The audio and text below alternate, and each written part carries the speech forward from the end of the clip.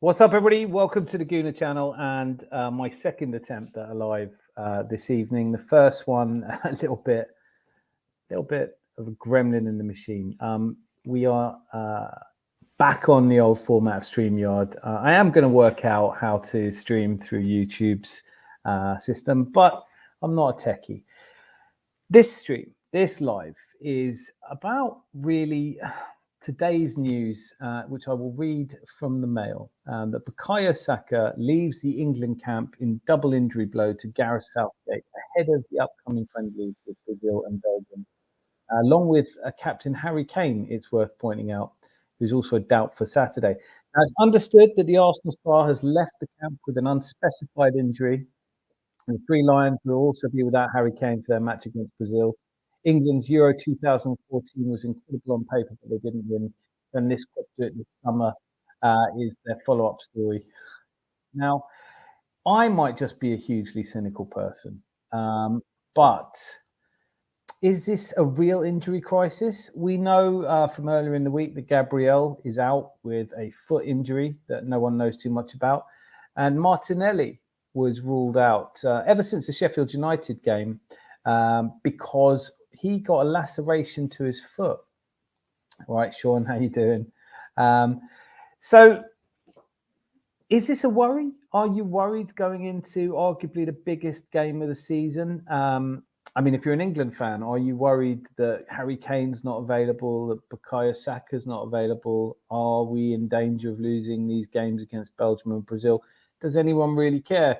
Sean, when we were doing the live stream on Tuesday, and I discussed the fact that it has got to be the worst time in a season to be doing any kind of friendly football. I think it's always fun to watch England play Brazil, but it's got to be something at stake, hasn't there? Is there any point to friendlies anyway? The news that Saka is out led me to wonder and to speculate, and this is the point of this show, and I'd love you to get involved. Do we honestly think that Bukayo Saka's mystery injury has just popped up, or is it more likely that Bukayo Saka has just decided that instead of risking potential injury, and I want to say straight off the bat, I'm actually really glad that he's not playing, because whenever he plays any game, he tends to get kicked all over the park. And watching that series, that couple of friendlies with him on the pitch, is going to be really nerve-wracking for us, no? Martinelli with a foot injury that was a laceration against Sheffield United. Have any of you ever had a cut on your foot that you couldn't recover from in a month? And Gabriel Magalhaes, who earlier this week also apparently pulled out of the Brazil squad because of a foot injury. So on paper, what this looks like is that just before we go to the Etihad, we are without arguably, well, I don't think there's too much argument about it. I would love to know if you disagree, but surely Gabriel has been our best centre-back this season. Not just at the back, by the way, but as a goal-scoring centre-back and a real driving force behind the team. Martinelli, who... And I kind of had this vision that Martinelli was going to score the winner against Manchester City in something like the 80th minute, a bit like Mark Overmars did when we played Manchester United at Old Trafford in the 97-98 season, that double winning season. And so I would see it as a real blow if he wasn't available, because games like the one against Manchester City away is where you would expect him to find space, is where you would expect him to have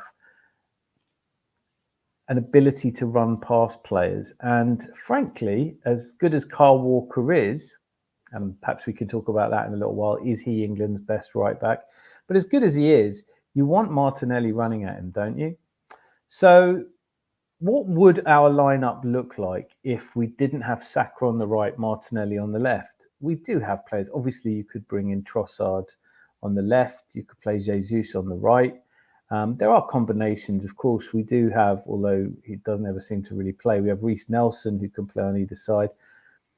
But would we miss Gabriel? It reminds us, doesn't it, of the injuries that we picked up to Tomiyasu and Saliba in the game against Sporting in the Europa League last season. And it was a really difficult period for us because whilst I'm sure we all wanted to win the Europa League and we had a very good chance out of nowhere of going for the league, it felt to me at that time that you couldn't realistically do both. That you couldn't realistically play on a Thursday in, cup competitions, knockout stages of a big tournament, and then field a team on Sunday without fatigue setting in. And of course, last season, not unlike this season, we over relied on a handful of players that we were a threadbare squad then. It's conceivable that many of you still feel that we are that threadbare. But who would you play instead of Gabriel at the back? Now, is it one of those where we played a behind the closed doors friendly, which I'm just going to gloss over because the result was terrible. I'm not sure what the point was, but I know Thomas Partey played. And so there's hope that he would be fit for the game against Manchester City. Would you drop Jorginho for him? But this isn't just about Arsenal injuries. As I mentioned a little while ago, Harry Kane is also injured. And as a result, the game against Bayern, which is only weeks away, they have their own injury problems. Now, I don't think anyone is suggesting that because Bukayo Saka pulled out of the England team, Gabriel Magalhaes is supposed to be precautionary.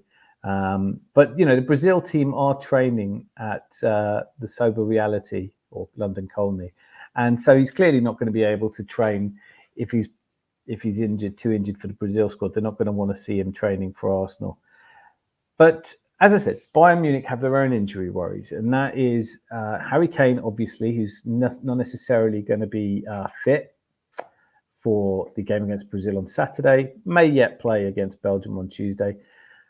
But also, and this could be an important one, Bayern Munich, legendary goalkeeper. I mean, I don't think anyone can argue that Manuel Neuer has got to be in the discussion for one of the best goalkeepers who ever lived. He came back from a skiing injury, which ruled him out of the end of last season and most of the start of this season. But he's picked up a shoulder injury. Hello, Scott. Good to see you. Scott's put in here, hopefully they're tactical. They've got to be, haven't they? I mean, is it really... What it looks like, if we're honest, it looks a little bit like some of the players have taken the decision to not play for their country. In the case of Martinelli and Gabriel, I'm not accusing anyone of anything. Of course, I've got no insight before anyone comes on and says, what have you heard? I've heard the same as you have, but I find it a weird situation that the chance to play for Brazil is obviously so important to these players. And that they might sacrifice that, particularly in the case of, let's say, Martinelli, who isn't a regular of the Brazil side. If he is pulled out of that, if he has pulled out of that with a precaution rather than an actual injury, is he sacrificing a potential chance to represent his country on the highest stage?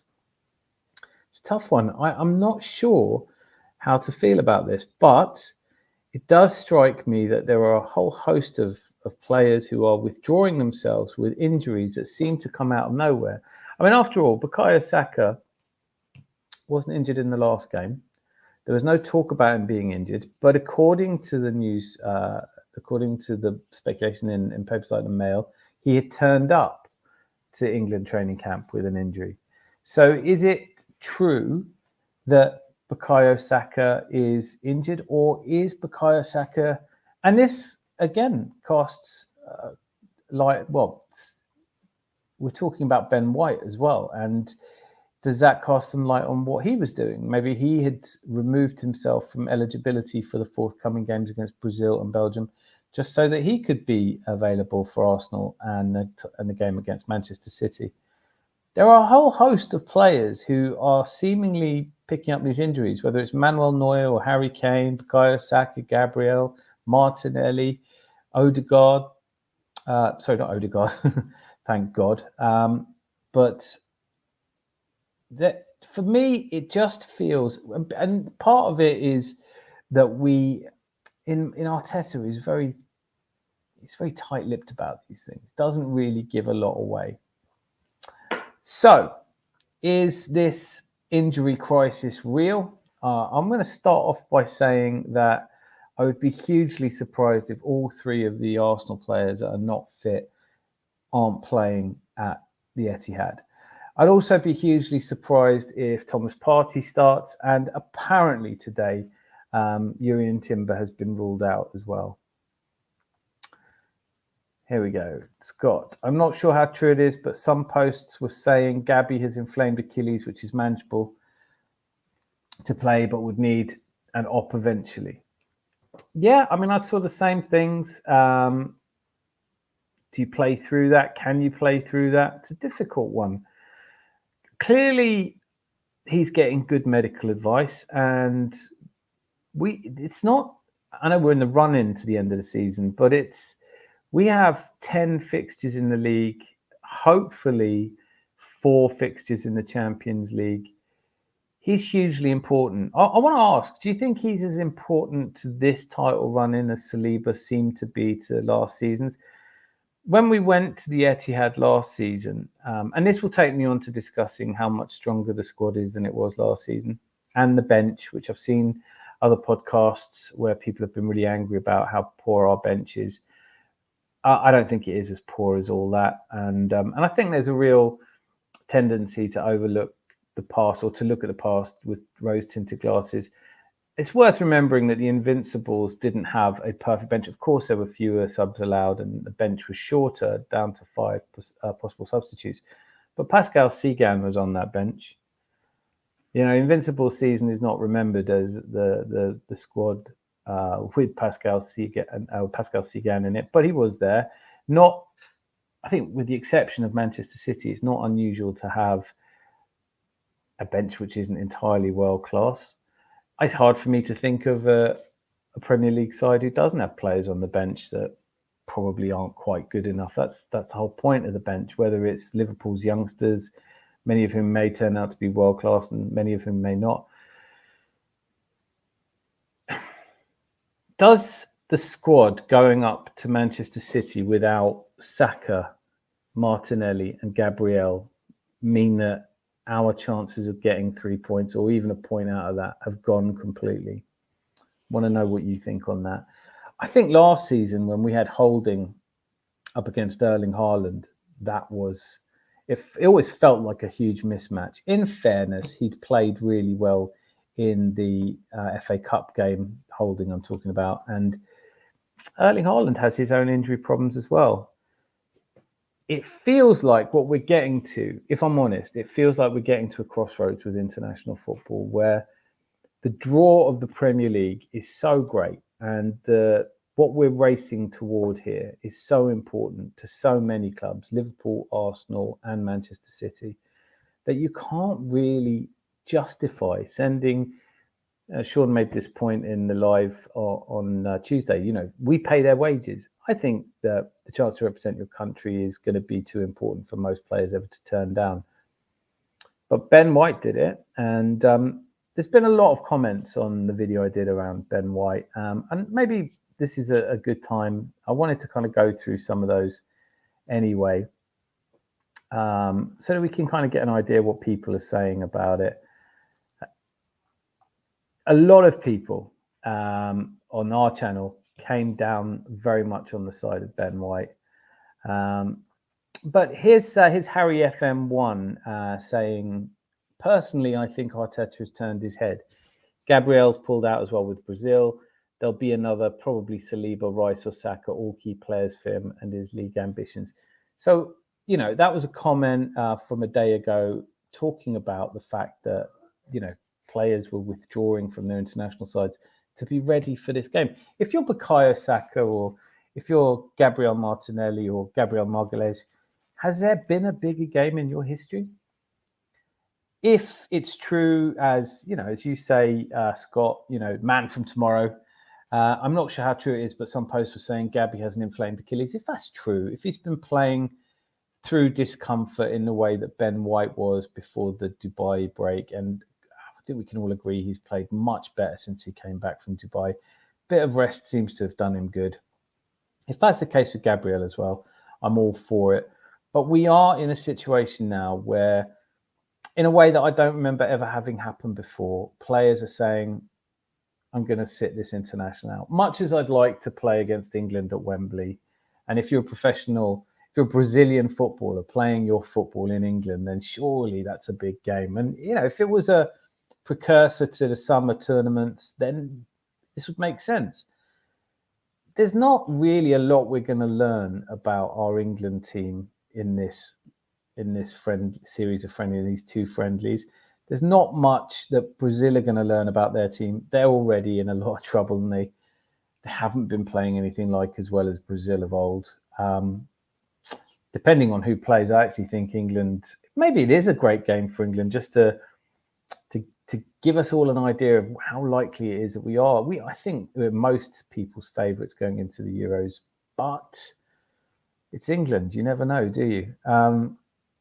It's going to be the first. I think it is. It's got to be the first time in my memory that players have pulled out of international squads in these kind of numbers.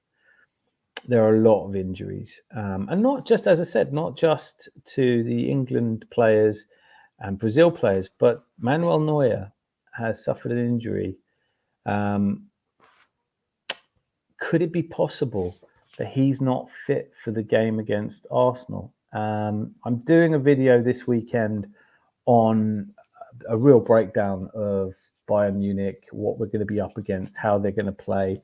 But a really big part of this is Manuel Neuer. As I said earlier, in many people's opinion, he's one of the top 5 goalkeepers ever to have lived. Joined Bayern Munich 11 years ago. He's won a title every season. He's won the Treble twice. He's won 5 cups. He's won the Champions League twice. You know, this is an outstanding player. Scott, I think we're agreeing here, aren't we? These international games are just so unnecessary. I don't understand the logic of playing these games at the business end of the season. There isn't any logic. I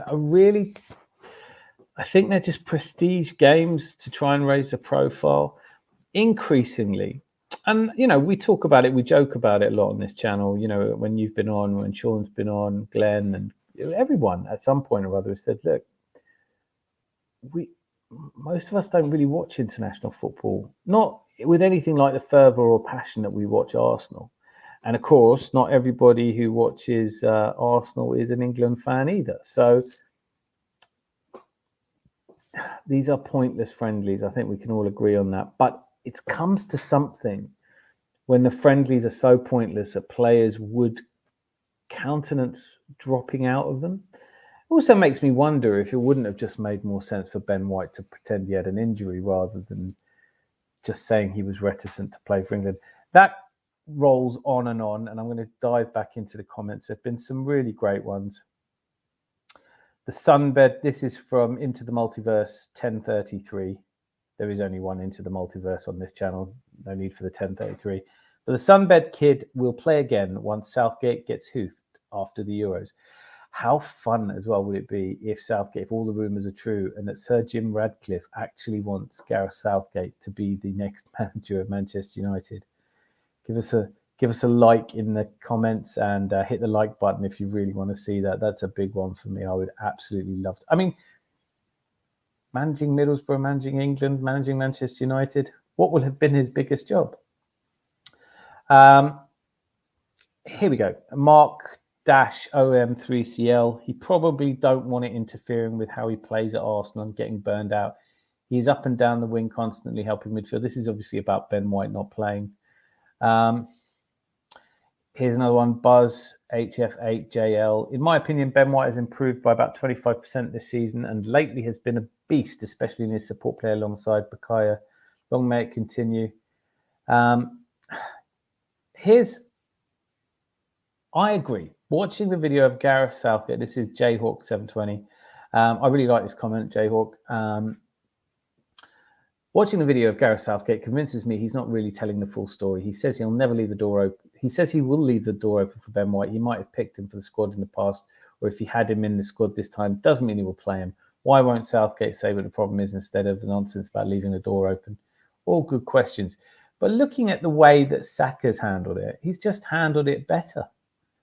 Yeah, turn up, say you've got a bit of an injury, maybe a bit of a migraine. I don't know. Southgate to United, make it so. I am in ongoing talks with Sir Jim Radcliffe. Is Sir Jim Radcliffe? I didn't just make that up, did I? I mean, I don't know very much about Sir Jim Radcliffe. I'm in constant contact with powers that be to make that happen. I certainly will if I can. Going through some of the other comments, not everyone agreed on this. Here we go. Southgate couldn't care if Ben White was the best defender on the planet. He would still play his go-to players and shitty system. The England players have a top manager. We win the Euros guaranteed. This brings me to one of my bugbears at the moment. Who are these top managers, by the way? Who's the top manager in the world? Pep Guardiola. Second best manager in the world? Probably Carlo Ancelotti. Third best manager in the world? Mikel Arteta. Is Xabi Alonso a better manager than Mikel Arteta? Because it does look like he's going to win the Bundesliga. But, you know, he's not winning the Bundesliga against Manchester City. But, you know, Bayer Leverkusen have been playing phenomenally well. But I think we played just as well as they're playing this season. Last season, it's just that we went up against Man City and they're going up against a very faltering and stuttering Bayern Munich, who are a shadow of themselves. Here's Frederick Adesanoi 4747. To me, it's impossible for the head coach of a national team not to know the reason why a particular player doesn't want to play for the team, period. I agree with that. I absolutely made that case a couple of times in the video. You just cannot come out and say, I don't know. I had a really long conversation with Ben White. In fact, you know, Gareth Southgate didn't even say he'd had a conversation with him. He just apparently got a phone call from Edu, or someone at England got a phone call from Edu saying that Ben White would like to not play. And that was that. And they went, oh, fair enough then. That's a bit of a shame. I mean, we're not flush with right backs at the moment. And so I agree with that point. Very well made. And then here's, I hope he stays away from the England squad. Declan and Saka are also way too good to be coached by dimwit like Southgate. Yes, Schooner for life. Here we go. Von Clinic 441. Silence from Blanco, said nothing about the manager's setup or the team, didn't say why he was left on the bench or why he left the squad after the joy he felt after being picked. Southgate on the day Blanco signs his extension, this manager gives his press conference and puts stuff on Ben and apparently has no idea why Ben left and Ben isn't available. Southgate is a joke representing our country purely on his strategies and formations. I'm going to ask a question here. Has there ever been a less... I mean, I cannot remember an England manager who was less popular and has achieved more. I mean, there really isn't an England manager that competes with technically what he's achieved in getting to a final and a semi-final. And yet, I'd love to hear from you. If you're watching this, leave a comment if you feel that Gareth Southgate is doing a good job. Certainly, his selections are baffling. Some of his in-game decisions are a little bit mysterious. Listening to him speak, it's hard to imagine that he's the kind of manager who really gets players fired up. Could I be wrong? Here's one. I think this is a really good point. I haven't, and someone's actually commented underneath it, fair point. It says here, user-FJ, names. Guys, get yourselves names that don't sound like you're a droid. No offense. Steve Holland and Ben White need to have a conversation and both grow up. I really like that, and I haven't heard enough people saying that. Chalkers is here. Very good to see you, Chalkers. Chalkers, I saw you disagreed with me on my Manchester City video, and I want to read your comment out in a bit. So I'm going to actually just read a few more Ben White ones, but I'd love to have a dialogue with you about what you said, because I thought it was very well put. But just reading through a little bit more of these. Here's Gareth Southgate. Why does he keep picking Henderson? I also hope Southgate doesn't go beyond this tournament as a manager. There's literally not one comment. There's like 200 comments. There's not one comment where anyone says anything nice about... there's some ones where people go in on Ben White, but there's not one where someone says, look, leave Southgate alone. He's doing a great job. I wouldn't play for Wokegate either. Aurora Borealis, 1-1-1-1-1-1-1. Southgate doesn't play White when he calls him. Now he's playing Trent in midfield while refusing to call actual midfielders. Very good. I'm concerned whenever an Arsenal player signs a contract during a running season, they always seem to drop form. I don't know about that. But, of course, I haven't yet mentioned the fact that Tomiyasu signed a new contract and got a lot of love from everybody. There wasn't, not even the haters were saying, look, he hasn't played that many games. He's played 5 games this season, 5 games last season. He's very much a fringe player at the Arsenal because of his injuries. Is the fact he signed a contract such good news? I think it is, because he's versatile, and I hope that he puts his poor injury form behind him. But here's Samuel Edogbanye -K7 KZ6ES. Southgate would not have invited Ben if all his favourite right backs were fit. Don't know who that is, really. I mean, Trent is playing in midfield now. So I don't know. I don't know if it's true that he would or wouldn't have picked him. I'm going to find your comment, Jorgis, because I'm going to divert now to talking about the fact that I did the video about Man City and hoping that my fervent hope was that actually they wouldn't be punished. And this one, this one was really unpopular. I don't mind being really unpopular in my opinions. Scott, the talent we have at the moment deserves a manager with not so much emphasis on defence. Southgate was a defender, so I guess it's what we should expect. Yeah, I mean, that's an obvious thing, however, it brings me to the same point. I would ask anyone who says that, we need an elite manager at Arsenal. Who are we talking about? I'd love to see Pep manage England. Obviously, wouldn't we all? Here we are. My dear fellow, if I were you, I fear that you're wandering into the realms of fantasy, Corporal Jones. Yes, you're right in pointing out the complications, but rules is rules, yes? So this was the feedback I got on Man City, and there were some pretty angry comments as well, and people telling me I'm talking nonsense, which in of itself is not a strong argument.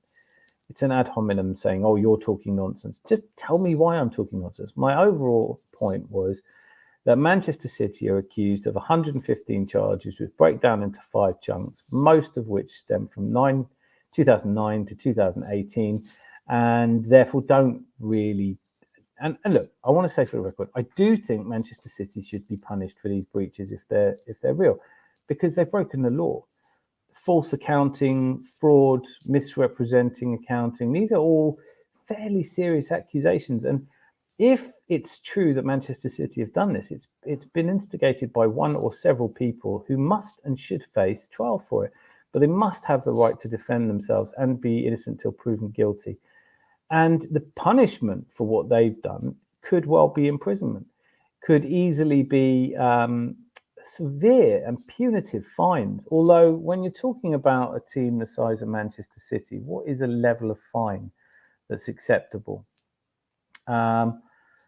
I'm sorry, I'm completely strict on rules and regulations there. So they're set so it keeps the game in sporting fashion. Why should clubs following these terms be disadvantaged further by a club like City, who already spend huge amounts? I don't want them stripped of titles. I want them to be relegated and serve a 2-year ban from Europe. And there's so many of you. I mean, let me know if you agree with that. I think that is the common feeling, the feeling that Manchester City have sought to gain an advantage over the other teams that are playing fair, like Arsenal, like Liverpool, who came out and talked in very thinly veiled terms about the fact that they were a self-sustaining club and they played by the rules.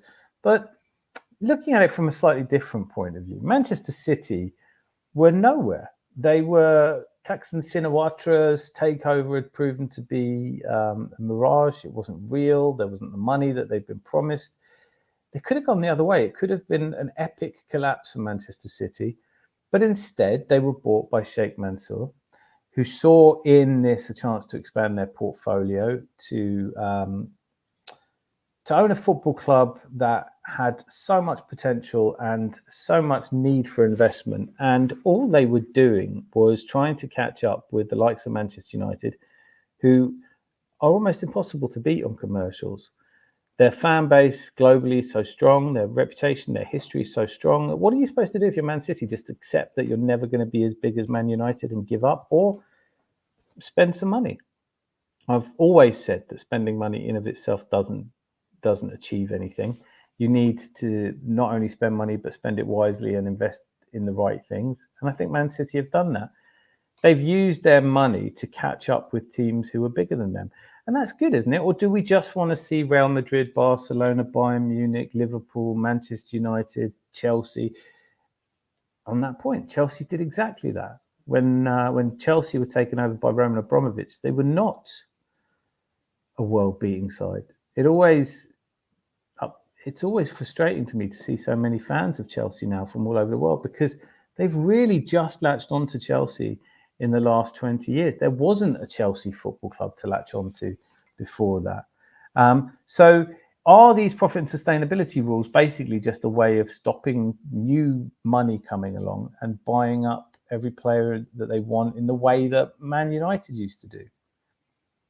In the way that Real Madrid have always done. I mean, Bayern Munich, as I always say, is a team that I watch avidly. I've been, it's always been my second club in Germany, if you like, my first club in Germany. But they're known as FC Hollywood. In Germany, when you're a good player, you go to Bayern, and that's just that. Manuel Neuer was at Schalke, won the cup, was playing really well. After Oli Kahn retired, there was a couple of years where they were sort of adrift. They went out and got the best keeper in Germany.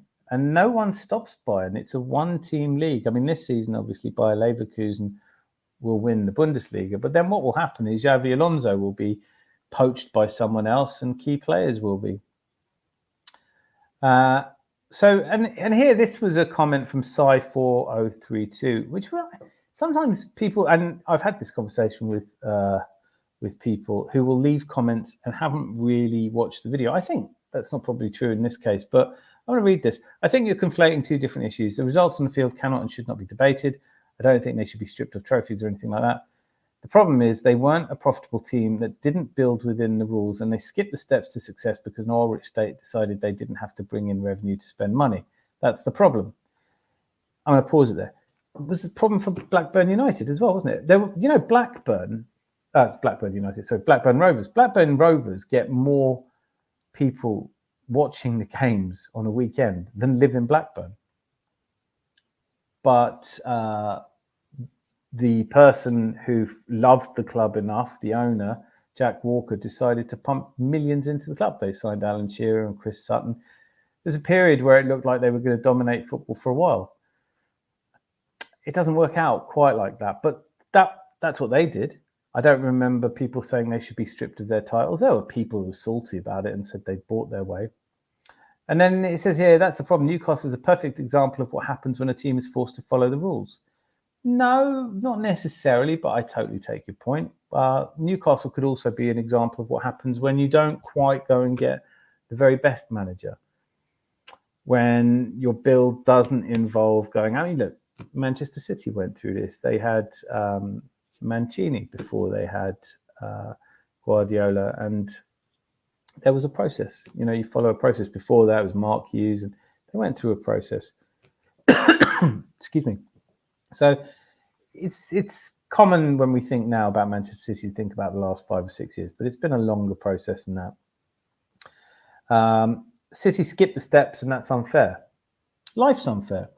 It's unfair that Man United have so many fans, even though they're kind of like a comedy outfit at the moment. But they have a kind of loyalty from their fans globally, which could wane, as I expect Chelsea's to.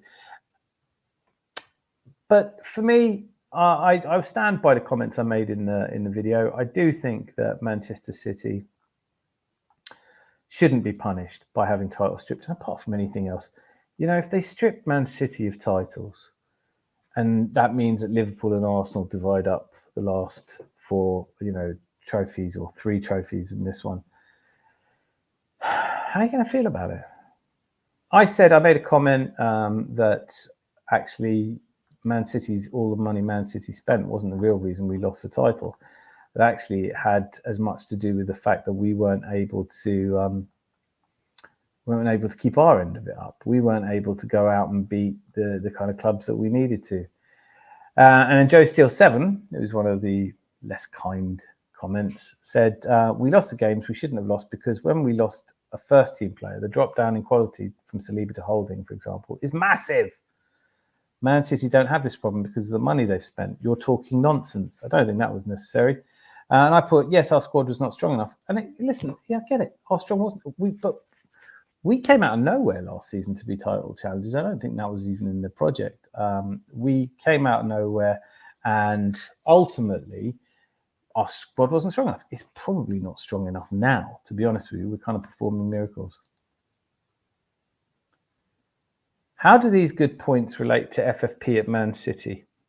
Well, first of all, it's not FFP. By and large, they're almost exonerated of FFP. FFP is the European rules. Profit and sustainability, they've been charged with the crimes that they're guilty of are, if they're guilty of them, and everyone deserves to be innocent until proven guilty, is that they overinflated the sponsorship deals.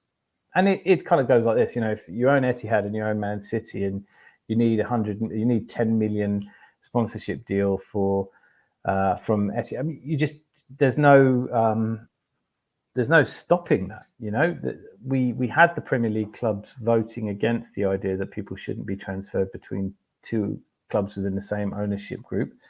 But if Man City are owned by the same people who own Etihad Airlines and they need 100 million through the books, they just go, oh, well, we'll sign a shirt sponsorship. So that's technically difficult to manage that happening anyway. But it is claimed, and has been claimed, was claimed by UEFA before, that they had overinflated that. I think we all know that happens, and that is an allegation that forms a large part of these accusations. The paying Manchester. Look, here's another thing, and I'll say this, and for fear of one of you being a lawyer and suing me, Manchester City are paying Erling Haaland. I think we all know this, far more than is claimed on the expenditure. And the way they get around that is they say, look, if you can't play for Manchester City, then you'll also get this sponsorship deal where you turn up for 1 day a year and you get 200 million a year. There's nothing anyone's going to be able to do about that. It's the same when currently professional sports were amateur sports and people would be on the books of a company and have jobs they never had to do. There's just no way of getting around that. So the other huge block of charges against Manchester City is that they're non-cooperation, and they have consistently argued. I don't know if I'm being really unclear. Is the point the alleged misdeeds related to a period prior to trophies? No, I'm not. It's not just that. It's the fact that these misdeeds, I don't think, are the reason they won the silverware they did. That it's conceivable to me that had Manchester City not done this, that Manchester United, with, let's all say, no one's accused Man United of anything, but say Man United had the foresight or the good ownership to go and get Pep Guardiola and given him the resources that could be balanced against their commercials, then we'd now be looking at a world where Man United had continued to dominate. And is that better?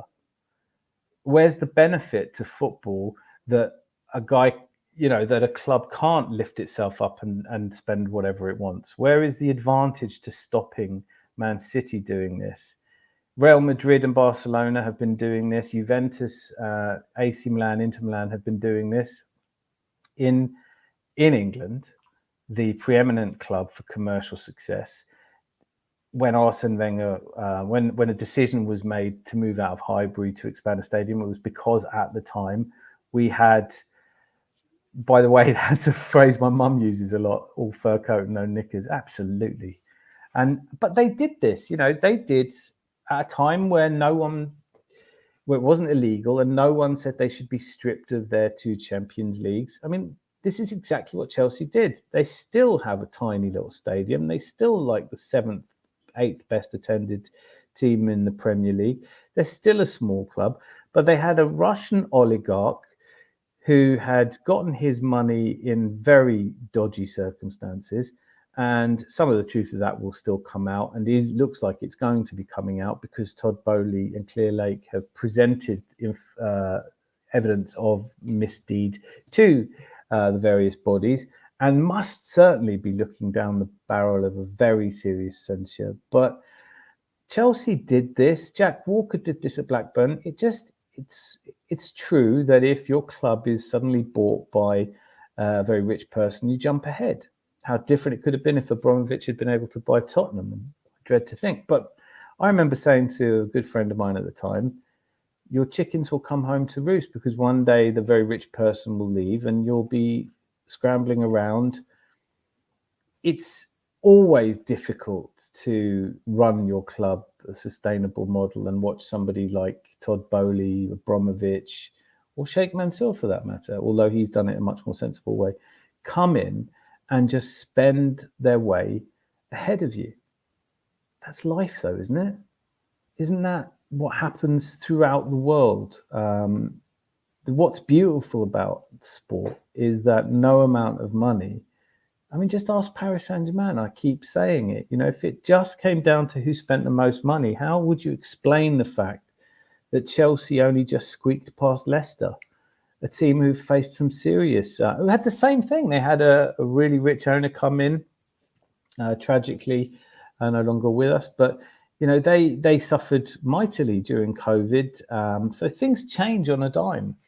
But my point is really that Manchester City and their achievements on the pitch aren't relevant to this any more than to say that they've been able to go and hire the world's best manager because they had the money, just like Man United have always been able to do. They've been able to buy the best players, but that isn't enough always. Declan Rice turned down Manchester City, and I don't think we could have competed with money. There are still differences, and for all the money they have behind them, it is worth pointing out that in the recent years accounting, they haven't fallen foul of profit sustainability. They haven't been out there spending. Look, and the reality is that Pep Guardiola put a team together that was good enough already and didn't need to go and spend the kind of money that Chelsea have spent. But they're not currently the highest on the books. I know I've already said that they're off the books. They're clearly buying players off the books. Not quite the way that Chelsea did it with bungs and bribes and illegal dealings. But Man City don't currently have the highest wage bill in the Premier League. Manchester United do. And if those two meet in the FA Cup final again, anyone taking a bet on Manchester United winning it? People talk about Man United as minnows because they've underperformed on the league. They've not had a strategy. They've not... I think that we have to have a serious look at what profit and sustainability is intended to do. If, as people seem to be saying, some of the intention of profit and sustainability is to level the playing field, to make it impossible for one club to just come and spend all the money, then when did we all decide that? Why couldn't we have decided that just before the Abramovich era? Why couldn't we have decided that before Jack Walker took over at Blackburn? Arsenal fans, let's be honest, we had Usmanov and he was going to come and spend lavishly, and we all wanted that. I mean, the fact that Kroenke's one of the richest men in the world, married to one of the richest people in the world, it is a bit frustrating that he's so pro-sustainability. But I think in the long run, we hold our heads a little higher because we're not constantly worried that we're going to be expelled from the Premier League. But what I guess the crux of what I'm saying is, should the fans of Manchester City who've enjoyed so much wonderful football, should they fear being relegated just because of the financial misdeeds, which really only served to accelerate their progress? Newcastle, I think, had Newcastle gone out and got... look, Eddie Howe has done a good job. I think people have said this about Arteta, that he's the man before the man, as though there is some looming figure beyond him that we can all point to that will be the next step. I honestly can't think of who the next Arsenal manager would be if Arteta was sacked or decided to leave. But then in saying that, it doesn't say a lot because I wasn't really hugely pro Arteta when he came in either. And I think he's done a really good job and transformed us. And I'm really pleased he's our manager. And I know not everyone feels like that, but I think that, let me know. Click like if you think that as well. Click like right away if you also agree that Arteta is the man for us. And not in this kind of mealy-mouthed way of saying, well, I'll give him one more season. You either back someone or you don't. It's no kind of backing. If your boss at work said, hey, I really believe in you, but you've got another 25 minutes to achieve great success, and if you don't, I won't believe in you anymore. I believe in Arteta. I believe he's earned the right to continue on, and I don't think until he loses the players, the support of the players, or the football gets worse, or we drop away in a way I don't necessarily think we will, then I'm pro Arteta. But had Newcastle United, who opted for Eddie Howe, which I think was a brave decision. He was another kind of manager with a project, with a plan, with a vision. I just think that it's kind of unraveled. I know that Newcastle have had once in an epoch level injuries. Tonali gets signed and then is banned. I mean, they've lost Botman now. Their injury list is bad, even in a season where almost everyone had bad injuries. But I don't think Eddie Howe was quite the right man. Maybe Everton showed that you can't just go and spend money and get your way out of trouble, because they had that period where they did sign James Rodriguez. They were signing players and Ancelotti, and it didn't work out for him. So when people are saying, oh, we should go and get Ancelotti, I think they always forget that he has been in the Premier League before, not just once. I think Newcastle, the suggestion was that Newcastle are doing it the right way. I don't think they are doing it the right way, but I think they are doing it a more sustainable way. But we don't know yet either. I do just want to spend a little bit of time talking about Chelsea because, as Chalkers has put on here very correctly, they're all fur coat and no knickers.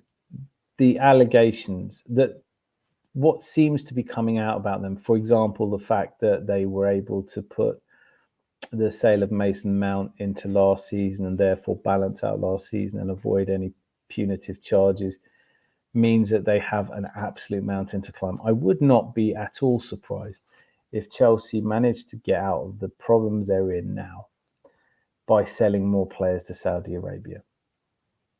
I know Todd Bowley's just been to Saudi, and what will happen is, they do have to. I mean, Brozier may go for 40 million, and then I smell a rat. I think they're running out of players to sell. They're on these 8-year contracts. As good as that is for amortization, it's terrible if those players don't work out. They're going to be without revenue from Europe.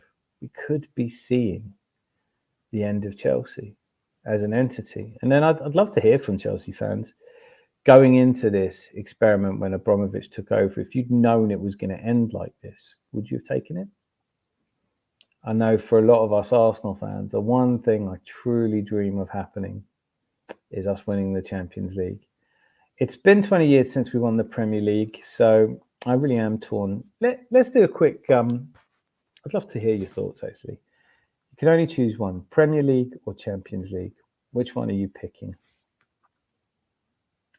Here we go. Scott, teams would give their left nut to have Arteta. I don't think some of them realise how lucky we are, and it basically just an agenda that they don't like him. And you get more people watching if you say he's crap, or if you're angry, you're upset about anything. We talk about them a lot. I don't want to give them too much airtime, but there's people like Northside who just don't seem happy with anything. You young men like that, and you think, have you ever enjoyed football? Have you ever enjoyed football when you're constantly going in on the fact that these players aren't good enough and we're not achieving enough? Is that Premier League all the way? All right, let me put it to you another way then. Premier League, you can have the Premier League this season, but you'll never win the Champions League. Or win nothing this season and be guaranteed at some point in the future, don't know when, you're definitely going to win the Champions League. I can't answer that question. I like setting questions I can't answer. Honestly, this season, the Premier League is the one for me. It is the harder trophy to win in the sense that you play 38 games, you're playing them against, you can you can laugh at clubs like Chelsea, but on their day they have $1 billion worth of player in there. Aston Villa might have fallen off the rails a little bit at the moment. Some shocking performances recently, but on their day. Statue of Arteta one day. What beautiful note. Yes, I honestly think that. That's what faith is, isn't it? That's what supporters do. I believe it. They'll have to animate it though, because the chances of him standing still will be like a moving one, right?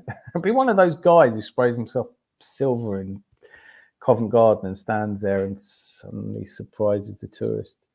How do you feel about statues? Why isn't there a statue to Ian Wright? Don't know. Statue of Arteta one day.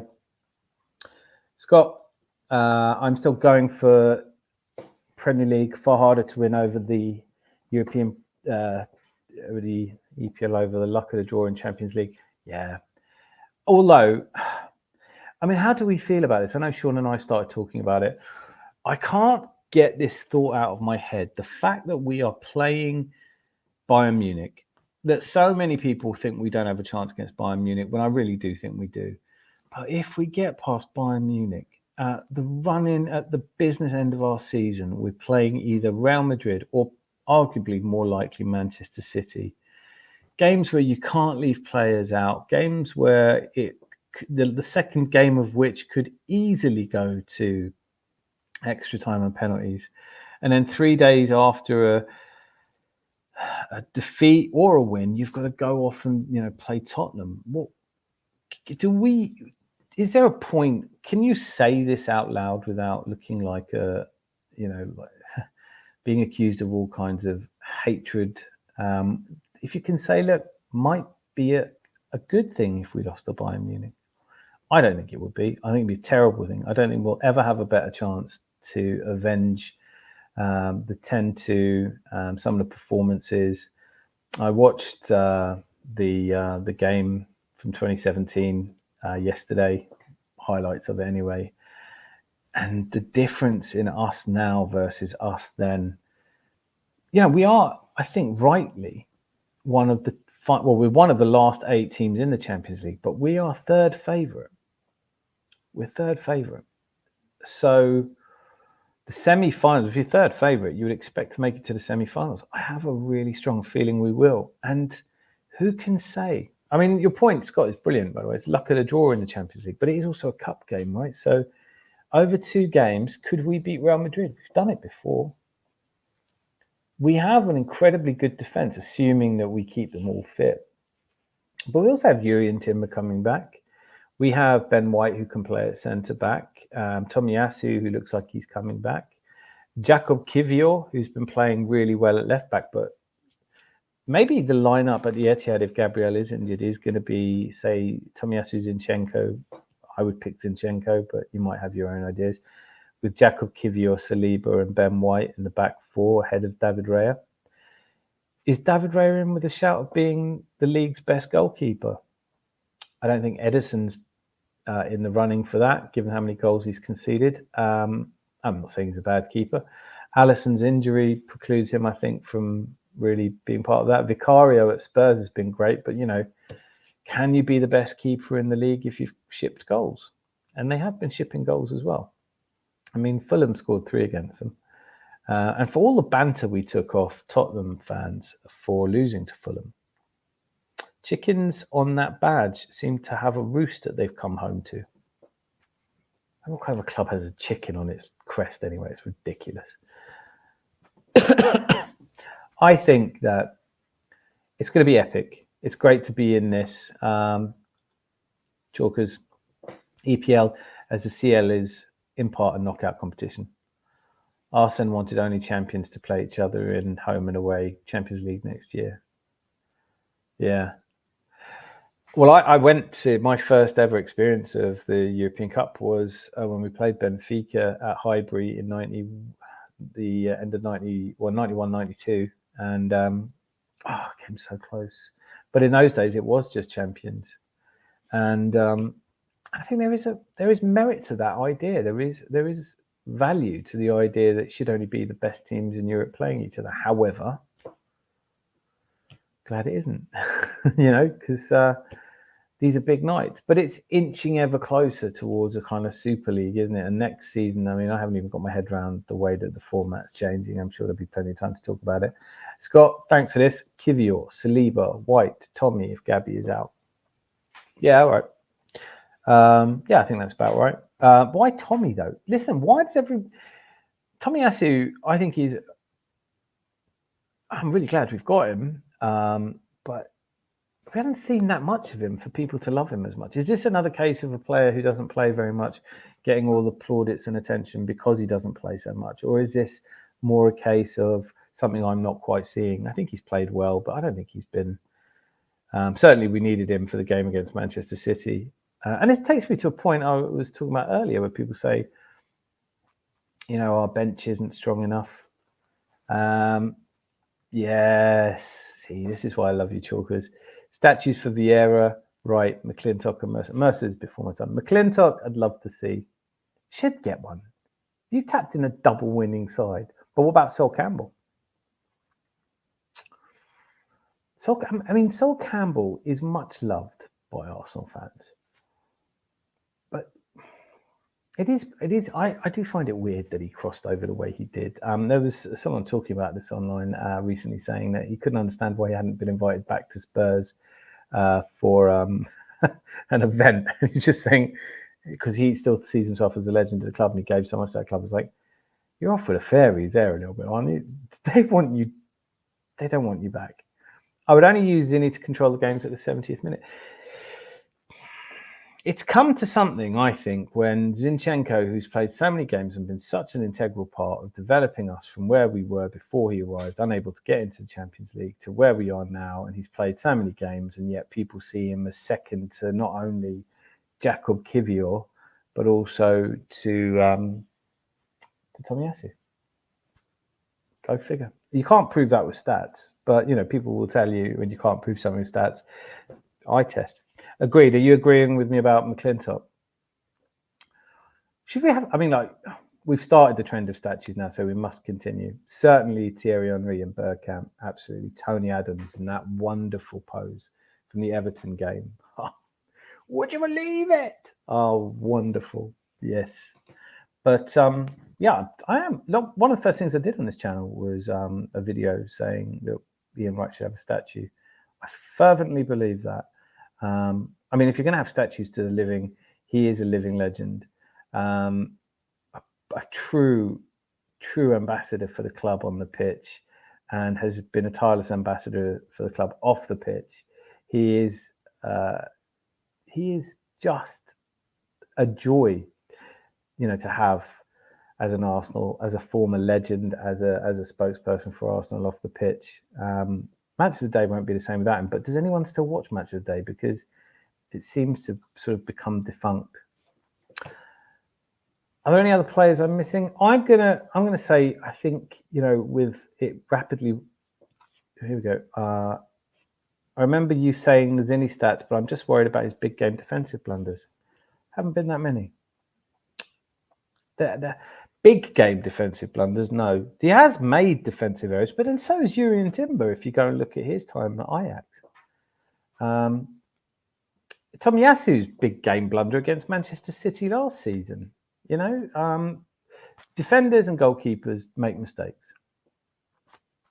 Is what it is. Defenders and goalkeepers make mistakes. They have the responsibility of stopping some of the world's greatest players. I thought it was really unfortunate for Tommy last time. When you've got a player like Kevin De Bruyne that can punish you for the merest slip up. That's Premier League football. That's the highest level of sport. Then the slightest error can cost you massively. He just worries me. Yeah, I get it. He seems to just worry a lot of people, but I wonder how much of that is a collective intake of breath. At a stadium when everyone's feeling the same thing. Maybe not rational. Maybe it's not logical, but it's you can't disagree with it. I'm not disagreeing with you that Zinni worries people. He makes people nervous. He is unsettling. He has a moment or two in him. And part of that is because he's out of what would classically be the defensive position of a left back. And I think anyone playing that position would be there. I mean, Kivior's had his mistakes. We're not talking about. I know he's a great player and extremely technical, but I'm just not sure. And you're entitled to not be sure. And football is never going to be solved just by discussing. Zinni's a game changer. He's not one to help manage a game out. Yeah, I think that's fair. Although Arteta does bring him on, I think on that you're looking at players like Jorginho who are the kind of good at managing games in a more what Sean would call continental way, which I really don't like because it implies that everyone on the continent plays the same, and that we still use the term continent is a little bit. Anyway, so I think that Zinchenko, something else has happened there. For me, I think it's a lot to do with the fact that Zinchenko plays on his nerves a little bit, that he's an emotional player, that he's high-strung, as we used to call it. And you don't really want that on a pitch for the big games. But I like our kind of mentality at the moment. I don't necessarily think you'd call us mentality monsters until we win something, but Saliba looks calm. Declan Rice keeps his head brilliantly. Memorably in that game they played for West Ham, where the Dutch fans were trying to get into the fan enclosure where the players' families were, and he stood his ground there. And I've heard people say that we don't have enough fighters in the team. I don't believe that right now. Anyone else? By the way, that just reminded me. Anyone else see David Raya training with the Spanish team? He's absolutely brilliant with the ball at his feet. Is David Raya in with a shout for being the goalkeeper of the season? Who would you go and get as left back? And everyone's telling me Timber now. I know you're all going to put Timber. Let's assume Timber isn't. A range of pies for those that don't get a statue. Yes. Do you know what? I think I'm going to. Do you know what? I'm going to come up with flavors of pies. I'm going to need your help, Chalkers. What would we be putting in an Ian Wright pie?